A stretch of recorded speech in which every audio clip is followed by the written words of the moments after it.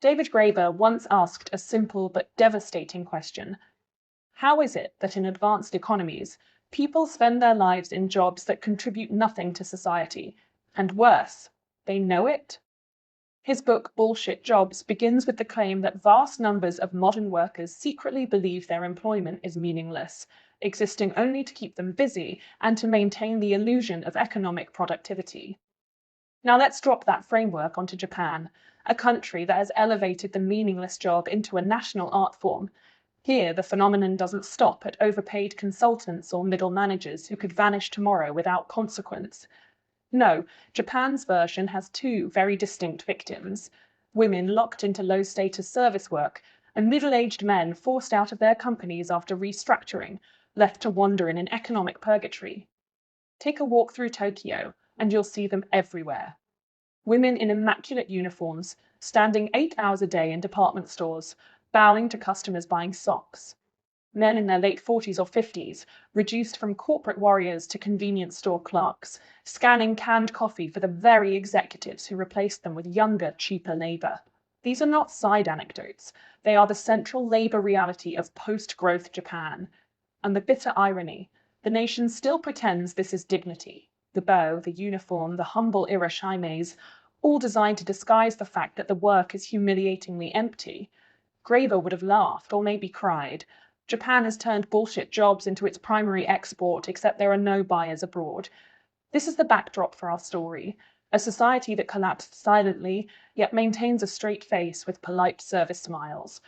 And soon we'll explore why even the illusion of prosperity, like sipping masha in a Shinkansen green car, remains so intoxicating, long after the real prosperity disappeared.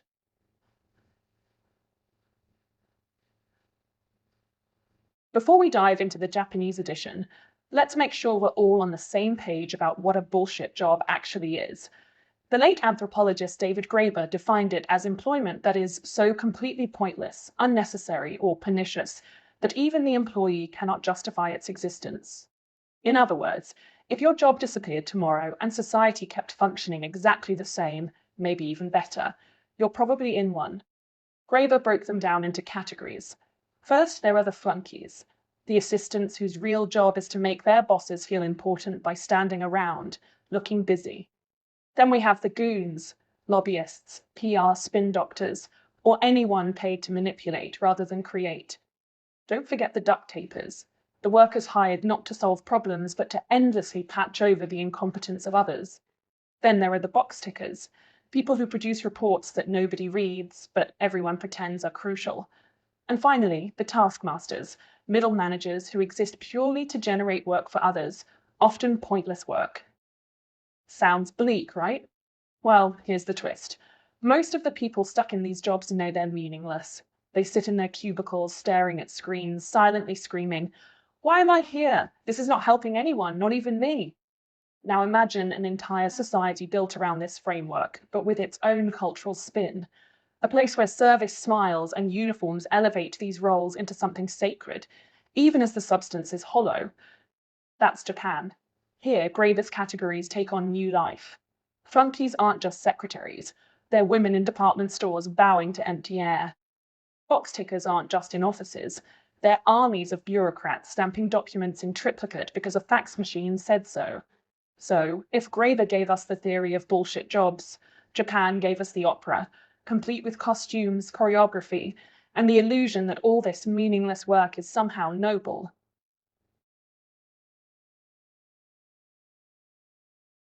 In most countries, jobs, at least in theory, offer some kind of upward trajectory. You work hard, you learn, you get promoted, maybe you even buy a house before your hair turns grey. But in Japan, the ladder doesn't go up, it goes sideways, into a wall. For women, this is practically baked into the system. Japan still runs on the M curve, the cultural expectation that women drop out of the workforce in their late 20s or early 30s to get married, have children, and resurface, if at all, in part-time retail or clerical roles. Even highly educated women who could be running companies often find themselves trapped in service assistant jobs, greeting customers, pouring tea, or doing the same repetitive admin tasks for decades. Advancement? Forget it. You'll hit the ceiling faster than your manager can say irashaimasu. And then there are the men, the supposed corporate warriors who sacrificed everything for the company, only to be discarded in their mid-40s like last week's bento box. Once you're pushed out in Japan, there's no graceful comeback. These men, who once wore suits in skyscrapers, now pull night shifts at convenience stores or deliver parcels for Sagawa. The humiliation isn't just economic, it's existential.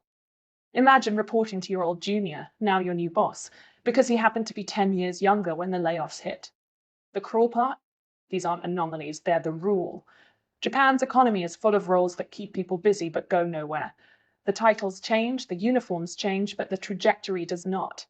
Whether you're a woman bowing at a cosmetics counter or a man rebadged as a contract worker after a corporate downsizing, the future is the same: flat, stagnant, and suffocating.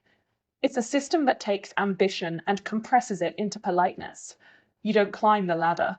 You stand still on it, smiling while the world pretends you're going somewhere.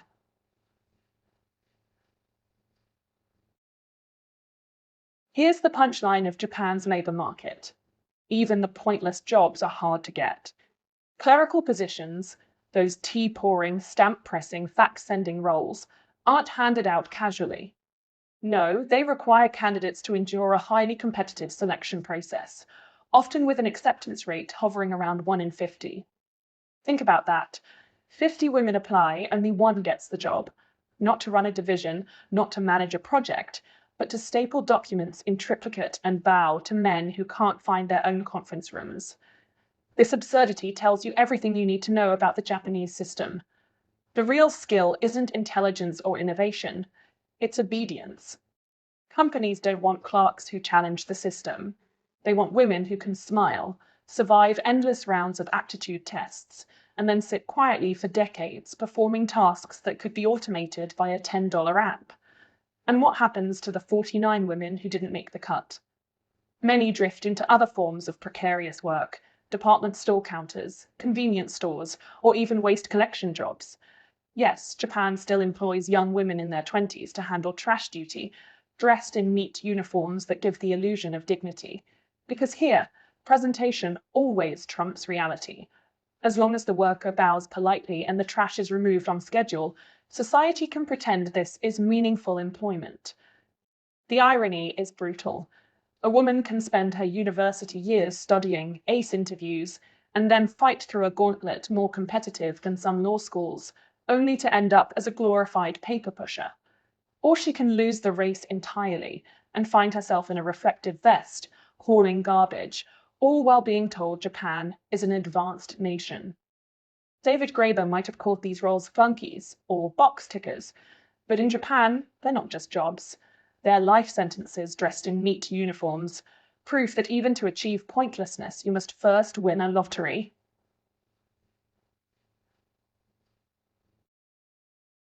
If young women are trapped in clerical lotteries, middle-aged men are trapped in something far crueler: the corporate guillotine known as restructuring. For decades, Japan sold the myth of lifetime employment. A man would enter a company straight from university, pledge his life, his weekends, and possibly his sanity to the firm, and in return, he'd receive stability. Not wealth, not freedom, but stability. It was the corporate equivalent of a marriage: joyless, transactional, and binding until retirement. But then came the 1990s economic collapse, and suddenly companies discovered a new trick. Instead of firing people outright, a move still taboo in Japan, they began to reassign or restructure middle-aged employees. Translation: you're not fired, but you're exiled. The man who once managed million-yen contracts is quietly transferred to the basement office to water plants, or told to train in a division where his only real task is to fill out forms until he resigns out of shame. Those who don't take the hint often end up pushed into second-tier jobs after being invited to leave. Former managers become taxi drivers, security guards, or, most humiliatingly, clerks in the very convenience stores their juniors frequent on coffee breaks. Imagine dedicating 25 years to a corporation, only to hand change to a trainee half your age, earning more respect than you. These men aren't rare. They're everywhere. Look around Tokyo after dark. The middle-aged men in uniform scanning barcodes at Lawson aren't failed students or late bloomers. They're the former white-collar backbone of Japan Inc., rebranded as disposable. And here's the cruelest irony. Society still calls this dignified. These men bow, smile, and say irashimasu, as if performing low-wage service work somehow erases the humiliation of losing everything they sacrificed their youth for. But strip away the bow and you'll see it. The hollow eyes of economic ghosts haunting the convenience stores of a country that pretends they don't exist.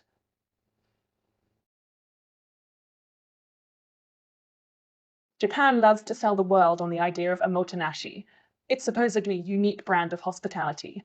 You've probably seen it packaged in tourism ads, smiling clerks, perfect bows, train conductors apologizing for a 20-second delay. The message is clear. Japan is different. Japan cares.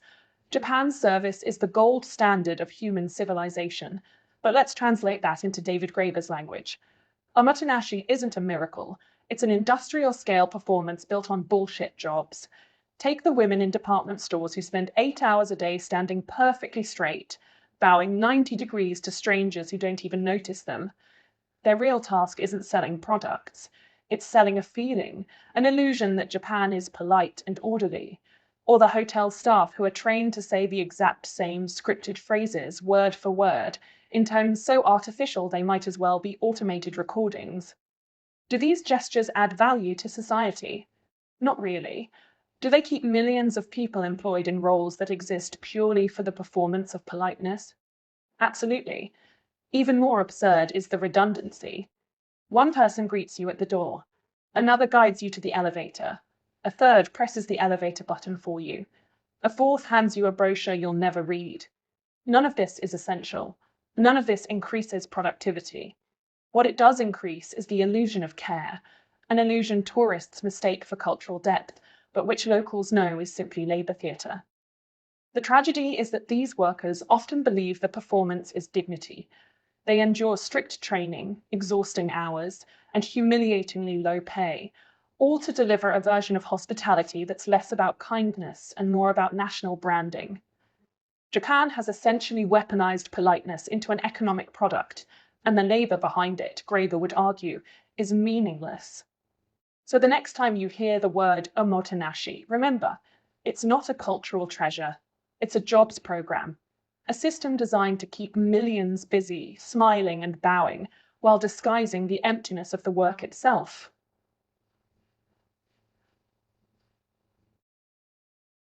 The Lexus Lounge is one of Japan's most curious inventions, an exclusive corner tucked inside dealerships, designed for Lexus owners and service customers. Here, guests sip carefully poured green tea, flip through glossy magazines, and bask in a refined atmosphere of minimalist decor, soft lighting, and soothing background music. It's less a waiting room, more a stage play, an oasis built not for necessity, but for image. And who sustains this fragile illusion? Young women, perfectly trained in the art of hospitality. Their tasks are simple, but executed with the precision of a kabuki performance. Offer tea, hand over brochures, exchange polite conversation, and ensure that every Lexus owner feels like they've stepped into a temple of sophistication. From David Graeber's perspective, this is a textbook bullshit job. If every Lexus lounge vanished tomorrow, society would not collapse. Cars would still be sold. Engines would still start. Traffic jams would clog Tokyo exactly as before. The lounges exist for one purpose only, to flatter the customer's ego. But here's the twist. Within Japan's labor hierarchy, Lexus lounge staff are considered elite. Compared to endless bowing in department stores or the sleepless grind of hotel front desks, serving tea to wealthy Lexus owners is seen as glamorous. Why? Because in Japan, prestige isn't about the substance of the work. It's about the clientele. If you're pouring tea for the rich, suddenly you're not a clerk anymore. You're part of the luxury ecosystem. And the odds? Brutal. To land this role, a young woman must endure a selection process with an acceptance rate of about 1 in 300, harder than many law schools, tougher than some medical residencies. There is, admittedly, a lifestyle perk. Unlike flight attendants or hotel clerks, who endure grueling shifts and unpredictable hours, Lexus lounge staff enjoy civilized schedules, 9:30 to 18:30, fixed days off, and a respectable routine. For young women in Japan, this combination of stability and prestige is gold. The late David Graeber may not have known of Japan's situation. His definition of meaningless tasks was elevated to coveted positions in luxury branding. He said that's a prestige without purpose, stability without substance. But I'd add it, it's an ultimate symbol of the glorified job in Japan.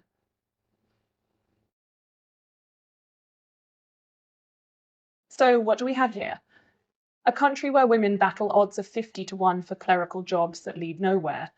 A place where middle-aged men, once hailed as corporate samurai, are quietly exiled into convenience stores and delivery vans. A service culture that disguises humiliation as hospitality. And an entire national brand built on the illusion of politeness, efficiency, and order. This isn't just economics, it's theatre.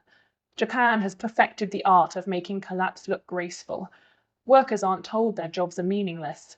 They're told they're contributing to society, one bow, one stamp, one scripted smile at a time. The illusion is so airtight that even the workers themselves believe it. That's the genius of it, and the tragedy. David Graeber warned that bullshit jobs rot societies from within. They drain creativity, suffocate ambition, and replace human purpose with endless rituals. Japan shows us what happens when that rot isn't addressed but institutionalized. A nation once seen as the pinnacle of innovation has transformed into a vast stage where everyone plays a role, but no one writes the script. And here's the bitter irony. For outsiders, this theatre is still enchanting. Tourists applaud the bows, gush over the punctual trains, marvel at the politeness. They don't see the hollow eyes of the clerks, the discarded middle managers, or the young women competing for the privilege of performing dignity. The truth: Japan is no longer the land of rising opportunity. It is the land of rising performances. Performances so polished, so convincing, that you almost forget the story behind them is empty. Almost. So next time you hear irashimasu, ask yourself, is this service, or is it just another beautiful layer of nothingness?